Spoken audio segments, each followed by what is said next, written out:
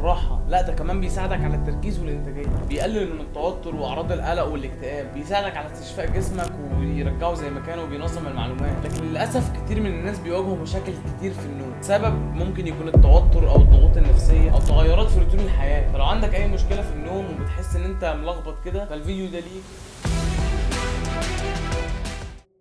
انا سالت جوجل وقلت له ايه اسباب مشكله النوم، وقال لي ممكن يكون بسبب التوتر والقلق من المشاكل بقى في الشغل، في مشاكل شخصيه. المهم ان التوتر بالقلق بيساهموا بشكل كبير جدا في عدم يعني مشكله النوم، لان التفكير المستمر في القلق والمشاكل بيخلينا ما نقدرش ننام. اكيد انت جربت الاحساس ده قبل كده، والدراسات بتقول ان زياده هرمون الكورتيزول بيأثر بشكل كبير على جوده النوم اللي هو هرمون التوتر، يعني ده بدليل علمي كمان. او بيقول هنا بسبب ظروف الحياه المختلفه او ظروف الشغل، زي مثلا السواقين اللي بيسهروا، زي حراس الامن اللي بيسهروا، او حتى نظام حياتك مختلف، يعني نمط حياتك بسبب ظروف مثلا انت مالكش اراده فيها او ليك دخل فيها برضه. ده كل ده بيأثر على دوره نومك بشكل كامل، بيخلي نومك ملخبط وبالتالي جسمك ما بيستفادش من النوم بشكل كبير. انا راضي. واهم سبب بقى الاجهزه الالكترونيه والتكنولوجيا. قبل النوم بساعتين على الاقل انت المفروض ما تكونش متعرض للتكنولوجيا بشكل كبير، والله العظيم راضي. لان الضوء الازرق اللي بيطلع من الشاشات والتكنولوجيا بيقلل افراز هرمون الميلاتونين المسؤول عن النوم واللي هو يحسسك بالنعاس. الهرمون ده لما يبقى فيه ضوء ما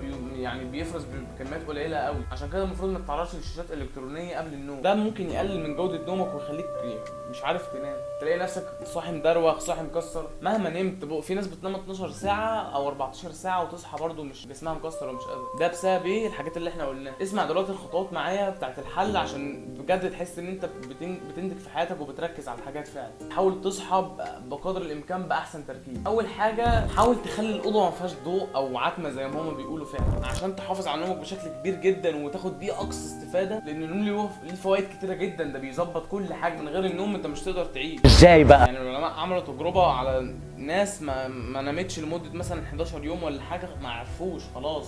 في ناس لازم تهتم بيه زي كل حاجه بتهتم بيه. النوم عامل زي الزيت بتاع العربيه، انت لما تهلك العربيه لازم تحط لها زيت. انت هلكت نفسك خلاص، النوم ده بيريحك، فلازم تهتم بالوقت اللي انت بتستريح فيه عشان تعرف تتعب بعد كده او عشان تعرف تعمل حاجات بعد كده. اول نصيحه بيقول لك اطفي النور، ما يكونش الاوضه فيها نور بشكل كبير، ودي حاجه كلنا عارفينها، ويكون الاوضه فيها تهويه بحيث ان انت تعرف تتنفس مثلا، ودي مش حاجه صعبه على الناس يعني. ولو عندك تكييف بقى يبقى جامد قوي. حبيبي حبيبي حبيبي حبيبي. تعرف تظبط درجه حراره الاوضه كده، كيف بيظبط الدنيا. انا برضو سالت جوجل في الحته دي وبحثت، شفت تجارب علميه بيقول لك ان انت لازم تظبط وقت تنام فيه ووقت تصحى فيه. انا جربت الحكايه دي والله، كنت بصحى فعلا بنام الساعه 9 مثلا او 8 واصحى الساعه 4 الفجر. ازاي بقى؟ ده بيساعدك تنظم ساعتك البيولوجيه، الجسم فيه منبه. ده هيساعدك بشكل كبير جدا انت تنام في وقت معين وتصحى في وقت معين. في الاول هتبقى ملخبط شويه، مش تعرف هتصحى في ميعاد غير الميعاد وكده، بس بعد كده جسمك هيظبط نفسه لوحده. وحاول ما تنامش كتير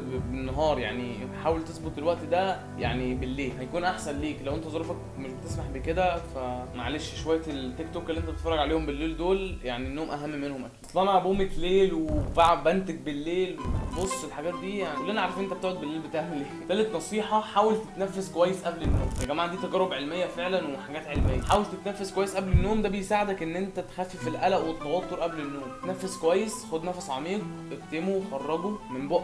حاول تتنفس كويس عشان تعرف تنام، ده هيساعدك بشكل كبير قوي انك تنام او انك تحسن اداء نومك، لان الاكسجين مهم قوي لجسمك، اكيد انت عارف كده. رابع حاجه بقى وهي التمارين.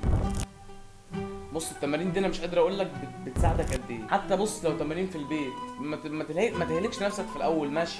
تمارين يوجا اللي هي تمارين استطاله او كده، او ان انت بس بتفرد جسمك كده يعني في اي مشي اي جري. اصلا الجيم انت بتخرج فيه طاقتك السلبيه او الرياضه عامه بتخرج فيها طاقتك السلبيه، خلاص انت اصلا انت مهيئ للنوم. في ناس بقى بص اللي هي ايه كباره قوي، اللي هي ايه يعني بيصحى 24 ساعه عشان ينام في الوقت اللي هو عايزه. لما تطبق الحلول دي هتلاقي تحسين كبير في نوعيه نومك اكيد. يعني التنفس والرياضه، واتكلمنا عن حاجات كتير، والساعه البيولوجيه والضوء والحاجات دي. انت كده نومك كان ملخبط وبتصحى ملخبط وهي دي المشكله. مع الحلول دي انت كده يعني هتصحى فايق ونشيط وعندك طاقه تنجز الحاجات في يوم. فعلا قدرت تستفاد من الوقت اللي انت بتنام فيه. النوم الكويس مش بس هيخليك مرتاح، هيحسن صحتك النفسيه والجسديه. ولو انت تايه اكتر بقى ممكن تستشير طبيب مختص. استنونا فيديو جديد، حاله مثيره جدا للاهتمام، ولو الفيديو نزل هسيبه لكم هنا.